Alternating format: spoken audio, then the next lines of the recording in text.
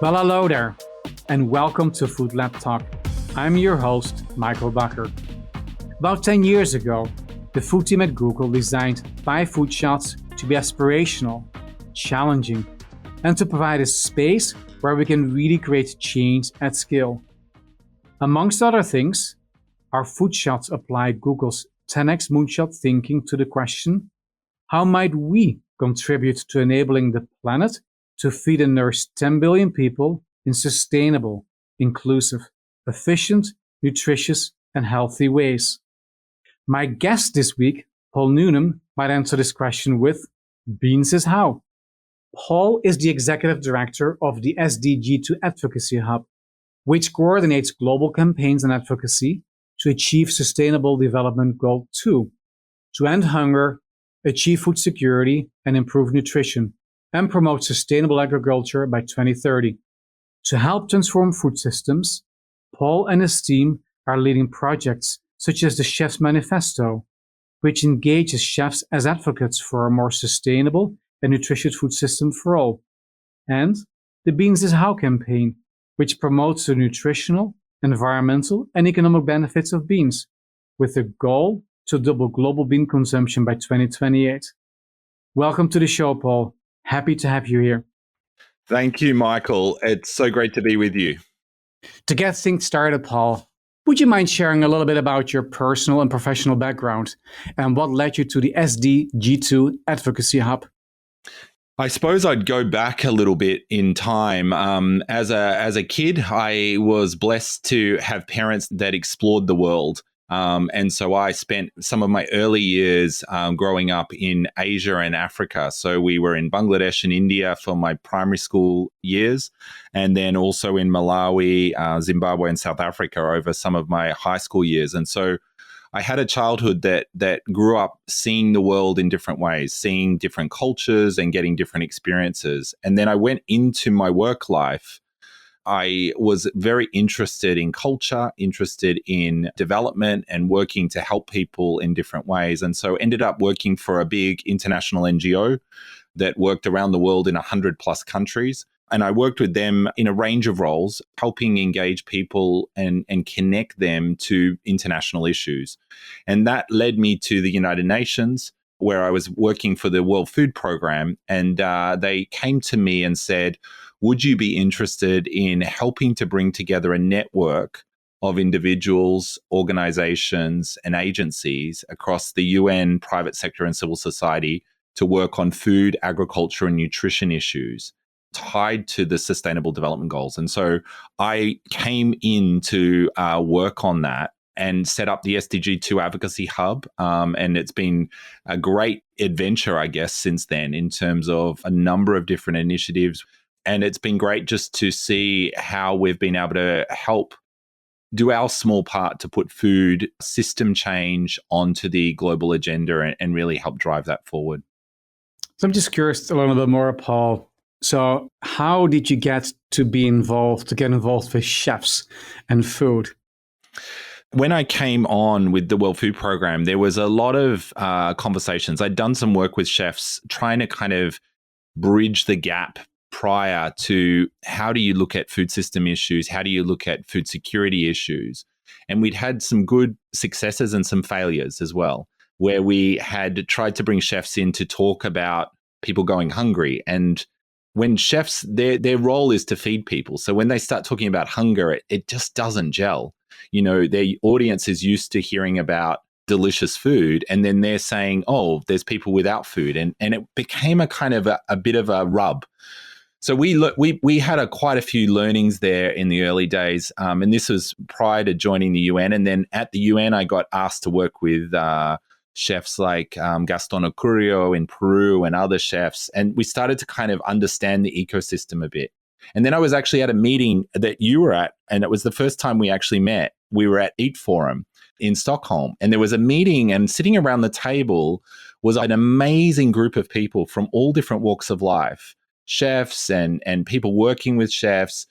And they were talking about how do we connect and catalyze chefs and these chef networks that exist around kind of this agenda. And it was through that the kind of work that we started to develop around a chef's manifesto around the SDGs really established. And so it was in that space. And then from there, we've kind of grown that work into a network of chefs in 90 plus countries around the world in all different walks of life working on sustainable development. I remember the meeting. So when you look back to everything that you've done so far, Paul, have there been any really pivotal moments in your career? Things that really stood out and say, from this happened, and as a result of that, I changed my approach or became clear of what I wanted to do? So I've always believed in kind of the ideas of equity and how do we kind of, we're all born in different parts of the world. It's one thing we often don't have any choice in. We can sometimes have a bit of choice in when we're born in terms of some babies come early and those kinds of things. But the concept of being born is something that unifies us all. And it's something that we don't often have a say in. And yet, depending on where we're born, will depend on what access we have, what opportunities we have, what start in life we have. And so I've always been big on looking at that. But when it comes to food, we talk about in food security is kind of like feeding people. And we break it down often to what people need. And we forget sometimes that food is such a personal thing. Food is tied to our upbringing, our culture, our religion, there's so many things that will tell us, like what you say is good food and what I say is good food will be similar, but it will also be different and unique. And so around the world, there's like 8 million people that all are unique experts in what they like to eat and what they believe is good for them. And so one of the insights I had was never try to tell people what they should and shouldn't eat. Guide them to information, to ways to make decisions, to ways to kind of improve what they benefit from what they eat. But don't try and say, that's bad, this is good, because what that does is it just polarizes people because of their history. And I think then tied to that is this idea that we should lean into ideas like joy, celebration, rather than guilt when we're actually trying to get people to join us in this. A friend of mine who runs a company in the UK called Toast, which is a beer company made from leftover bread. But he always says that if you want to change the world, you've got to throw a better party than everyone else. And, that's how you gather people. And so I love that kind of visual of kind of how do we make the change we believe, the future we see, more joyous, more of a celebration, and more going forward. And when I learned that, Michael, that really changed the way that I approach some of the work that I do in terms of the partnerships, the dialogue, the conversation. It went from kind of motivating people from that guilt model to a motivating people from more of a joy, a celebration, a vision, how we bring them on the journey. Talking about motivation, Paul, actually, what motivates you to get up every morning? Because you're working in a space where, one, you're never done. Two, you influence others, but it's hard to say as a result of what you do today, you're going to impact this. So what motivates you on a daily basis? I suppose I'm gifted with a kind of personality that's very optimistic and eternally looks for the best in people, that believes that when we get down, the only way to kind of move forward is to drive and work harder, to push further, to kind of pivot around a problem and see what are the solutions. And so when I get stuck, I tend to see a challenge. And so that motivates me to kind of really lean in and to move further forward. So for me, it's that kind of internal need to sort of say, how do we do it? To be honest, Michael, when I was younger, I was in the army for a while. One of the things in the army that I learned about my own personality was they would take us on these marches, and it was designed to kind of push you both physically but also mentally. And I was a bigger guy, so they kind of would give me a lot more to carry, and you'd end up carrying people as well because, people would struggle and it's all about the team. But one of the things that I really learned in that space was how to help when you get in a position like that and you want to quit, how to see the next hill. So you break down the problem into, I've just got to get through the next hill. And if I get through the next hill, then it's okay. I can probably break. And then you get to the next hill and then the next hill. And all of a sudden you've achieved your goal. And so to me, that was an amazing learning and insight is how do you break down these big goals or these big journeys into smaller, manageable pieces and almost trick your own mind into a way to get through them. Got it. So before we dive into shifting diets, Paul, I would like to talk to you a little bit more about the bigger picture for a moment. Helping build sustainable food systems is a major focus in your role as the SDG2 Advocacy Hub. Before we go any further, what is the SDG2 Advocacy Hub? So the SDG2 Advocacy Hub is a network built to connect networks across the world. So we look at UN, private sector, and civil society. We're working across food, agriculture, nutrition, and climate adaptation pillars. And we try and create space to connect, catalyze, and convene people.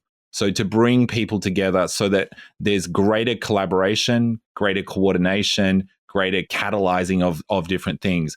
We then develop networks and narratives, so helping people that come together around different problems have common language that is kind of universal and unbranded in that sense. So branded at the SDG level, but not at the organizational level. So helping to drive that forward. A lot of insight around big global moments and how do we work together in a better way to try and drive forward change as well.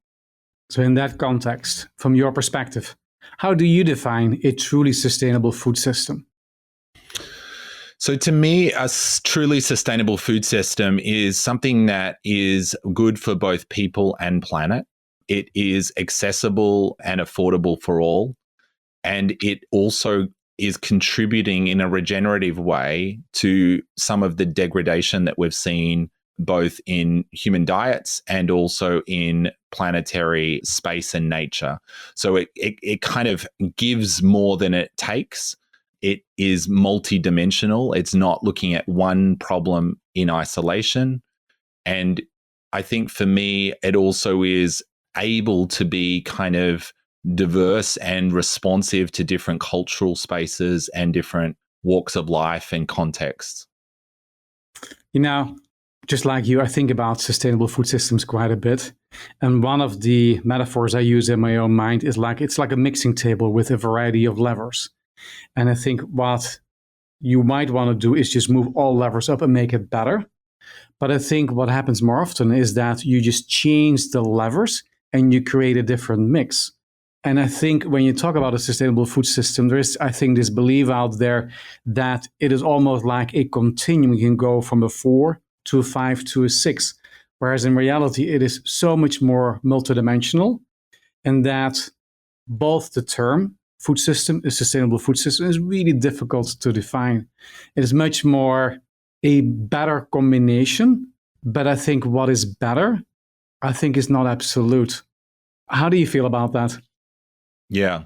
No, I absolutely agree, Michael. Like I feel like there's different levers and different things that we do need to, I suppose, look at based on data, based on research, based on some of that expert advice to unlock other components. So, one thing that I've always advocated a lot for is diversity in our diets. I think the lack of diversity that we have in our diets has been one of the big contributors to environmental and health degradation. The fact that we get 60% of all of our calories from these 4 crops has been absolutely wonderful through the Green Revolution and through many of the initiatives that have occurred to provide enough food to feed everyone in the world.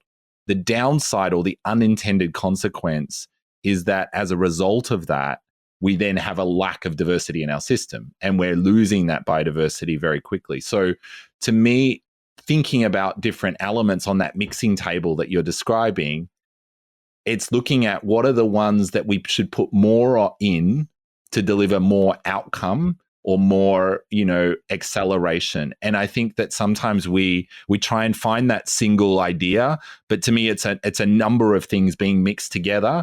But there are some that research and experience tell us are almost lead kind of focus areas that we should be kind of putting more attention on in order to get a quicker outcome or more outcomes on the other side. Yeah. Double clicking a little bit on this, on the subject we're talking about today, shifting diets. I think there is a clear distinction between what you eat for a meal and ultimately your diet, which is basically, I think, a combination of what you eat over a much longer period of time. So when we talk about shifting diets, do you think, is it a supply challenge? Is it a demand challenge? Is it something different? So where would you start? Where do you start in your role? Yeah, look, as we think about shifting diets, I think you're asking a really good question. Is it supply or is it demand? I think that depends also on location. I think it also depends on space. So I think, for example, in the US, you find food deserts in certain areas, which I would say is a supply problem, but it is also a kind of demand problem. Like it's both. Do you know what I mean? There's a lack of demand for good, healthy food, but sometimes because there's a no supply, there's, so you can have that kind of issue. In other parts of the world, I think demand is leading some of the challenge, but that demand is also being encouraged through very clever marketing, through shelf-stable foods that are able to deliver bigger profit. And so you'll see shifts in diet from maybe more traditional ingredients and more kind of ideal ingredients towards less nutritious ingredients that are maybe easier to market and to sell. So you can have these supply-demand challenges.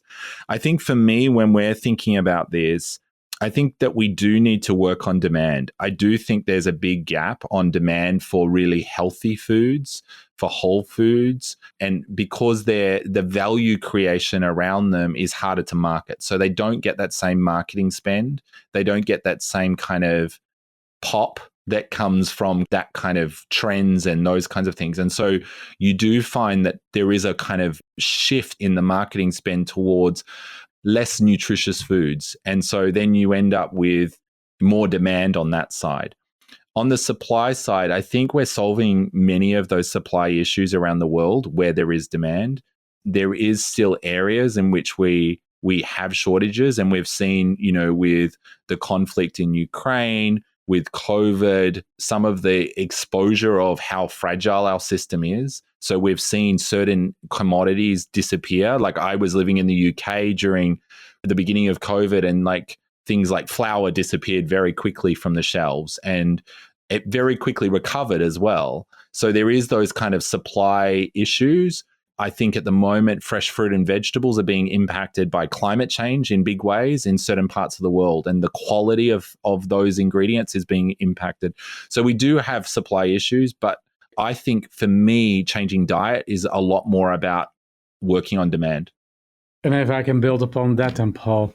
So what is your core belief of what is driving demand, or how can you influence demand? So my core belief on what's driving demand and influencing that is, I would say a lot has been convenience. So I always think about cost, convenience, and then taste. And those three things, I think, are the main drivers for how people approach food purchasing. So I think convenience has been a big thing. As we've seen people get busier, as we've seen people's lives change, we're looking for convenience. At the same time, we're also looking for costs. So the amount that we spend of our budget on food, we've had all these other things we want to spend money on as the world continues to shift. And so the percentage we want to spend on food has constantly been going down. And so you see that there's a couple of interesting reports that have come out. The World Food Programme brings one out around the cost of a plate of food, where they talk about the ingredients and how much of a person's daily budget they have to put in to buy those ingredients. And you see that in New York, it's very cheap and affordable for this one dish, but in a place like South Sudan, it's very expensive. And so you kind of have these differences there. And so I think for me, that is really key. So cost, the convenience, and then taste is also another thing. So what do we like to eat? How do we like to eat? What flavors are we used to? How are they presented to us? How are they packaged in that kind of way? And so for me, it's those three things that are really key levers that we need to be thinking about. What I like about what you're doing, Paul, is the intentionality behind your work. So when you talk about shifting diets, I mentioned at the intro that you're working on the Beans is How campaign. So let's talk about it a little bit more. So curious to hear a little bit more about what is the Beans is How all about? And if you can maybe talk a little bit more about the theory of change affiliated with the campaign, because I think that is really unique. Yeah, thanks, Michael.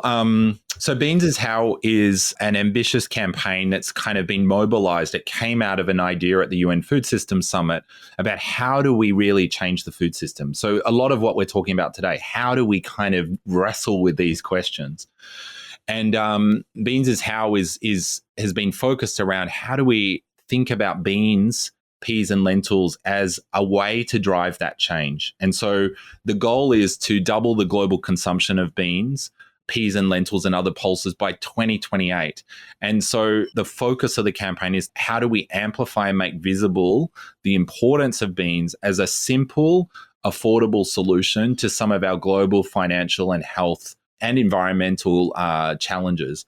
And the idea is to how do we kind of amplify and really make that visible while also uplifting the policy change areas that needed, the academic research that we need to do, and how we bring stakeholders around that in a kind of shared vision. And so we're thinking beans because beans are nutritious, they're good for the planet, they're affordable, they're versatile, and they're also delicious. And in each of those areas, when you start to talk to people, they go, oh, I'd never realized that. You know, they're looking for food solutions to help them on their, you know, in various ways. But beans are nutrient dense, they have protein, dietary fiber. It's great for gut health. There's no cholesterol. They're low in fat, they're rich in micronutrients, and they have things like iron, potassium, B vitamins like folate. So lots of things that we need. I think it's great because they're like a prebiotic. They help your microbiome. So there's something that feeds that. We often talk about probiotics, which are things that come to kind of replace our microbiome or after it's kind of deficient, but this is like helping feed it to be really effective. They're also good for the planet. They're really great for soil and water quality. They reduce the need for synthetic fertilizers because they take atmospheric nitrogen and they create it into a way that's usable for a plant usable form. They work with the bacteria in the soil to actually be able to actually create nitrogen that they can use. And they use lots of less water often than other crops. So there's a huge amount of benefit there. They're also just parts of lots of different global cuisines. They're every part of the world has a bean dish or a pea dish or a lentil dish that ties back hundreds of years. And so there's this kind of beautiful diversity that you can see as well. So, I mean, that just gives you a bit of a snapshot of why, but you were asking a little bit about our theory of change. And I just want to talk a little bit about that. So the campaign has built a coalition that now has over 60 organizations and growing each week.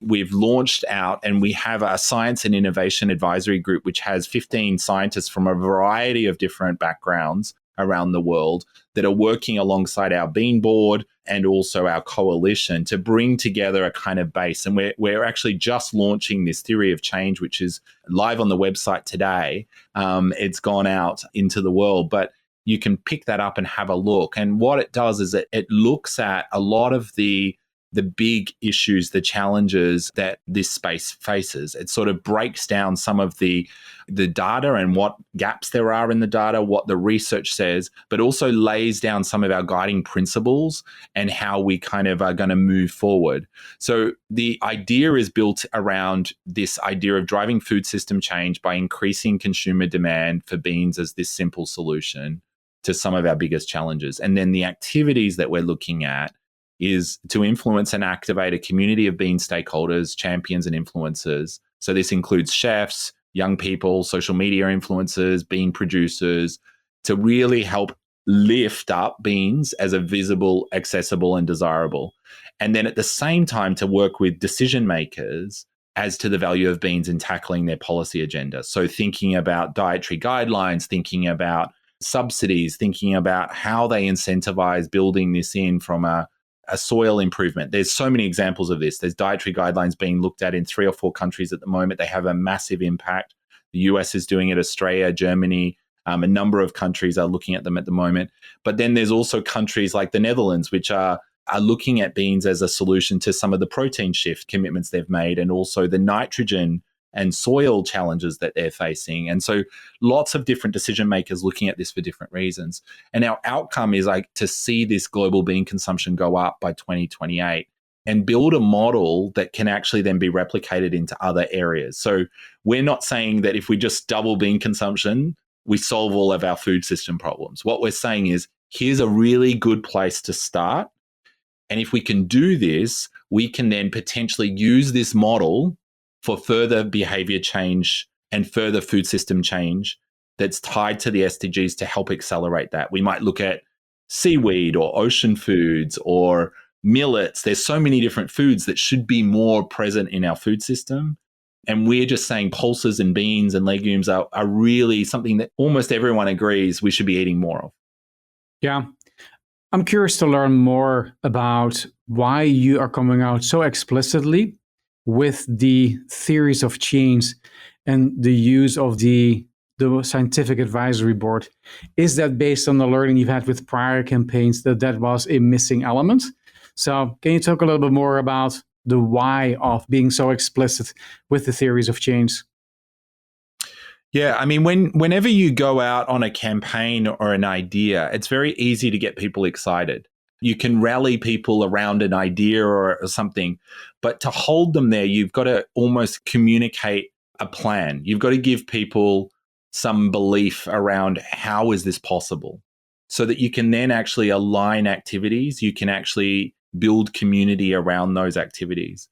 And so we've learned this through previous experience where you can kind of see things reach a peak and then they fizzle out. So what we've been very intentional on this conversation to do is to really say, how do we create a framework, create the kind of the train tracks that we are kind of going to work towards and invest in, and invite others to invest in and join us around. And so we wanted that to be really clear. There's a lot of debate in the food system where scientists will disagree, counter each other. There's lots of different agendas. And so we wanted to bring together a variety of thought leaders into our science innovation group, from behavior change right through to agricultural and seed breeding, through to consumption, driving, to measurement, all different walks of life, medical and health, to be able to say there's not one element here. This is actually about a multi-stakeholder, multi-dimensional approach. And our theory of change needs to respect that and show that. But then at the same time, we need to package that in a way that kind of gives everyone a bit of a game plan so that we can align the community around that. And so then whether it's a company in Latin America or a lobby group in Australia working on getting people to eat more grains and more nutritious food, or a big company, they can all kind of see how they can contribute to this approach and this plan. I admire you for the methodical approach, because I totally agree with you. It's easy to get people excited. It is so much harder to make ultimately stuff happen. So, Paul, one of the things our audience really values the most about this podcast are practical takeouts. So if you think about all the things you have learned throughout your career in driving change, what is it that you wished you knew then that you know today about driving change? It's a very good question, Michael. I would say for me, there's a couple of things. One is the power of relationships and working with people.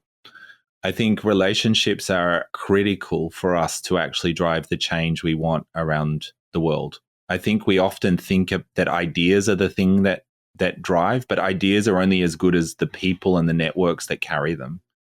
And so I think investing in networks, investing in relationships is really critical. I think within that, the piece that I would say is an insight that I've learned is to diversify that. So sometimes we go deep within a particular sector, but we don't look across. And so I think it's really important to look across both horizontally and vertically within your given field. So how do you connect across different networks and different industries, but also how do you connect within your industry and network? And there's different people that are good at doing both. and there's some people that do one really well as well. And I think it's about building those kind of webs so that you can then succeed in really getting a message out there or a cause to gather momentum. Thank you for sharing that, Paul. And with that, Paul, thank you so much for joining us on Food Lab Talk. It has been truly wonderful to hear from you about your incredible work and thoughts. And good luck with the Beans is How campaign. Thanks, Michael. It's been a pleasure. And as always, inspiring conversation. So thank you so much for having me on. Before we go, let's talk about 3 key takeaways for changemakers from today's episode. What are 3 things you can consider in your own work? First, inspire change by leading with empathy for people's personal experiences. Paul highlighted how personal connections can turn polarizing when you start to frame food choices as good or bad. As changemakers, we need to be aware when the things we are trying to change might be personal and guide change through a positive lens that acknowledges and celebrates individual experiences. As Paul said, if you want to change the world, you need to throw a better party than everyone else. Second, ideas are driven by the people and the networks that carry them. Paul's advice to invest in relationships, both deep in your own sector, but also across, horizontally and vertically, reminded me of Greg's advice from episode 1 and from a day in season 1. Relationships help make a complex system a little bit more manageable. And last, intentionally communicate your theory of change. System change requires a multi-stakeholder, multidimensional approach. Respect this complexity and package it in a way that gives each stakeholder a clear playbook for how they can contribute. It is very easy to get people excited about an idea. It is much more challenging to build lasting momentum toward the change you wish to see. For more information about the SDG2 Advocacy Hub, including the Beans is How program and others discussed today, be sure to check out the show notes. Thank you for joining us for this episode. If you liked what you heard, subscribe to the podcast at foodlabtalk.com or wherever you listen to your podcast. As we close, I invite you to pursue your own bold vision and take whatever action you can take toward a better food system. See you next time.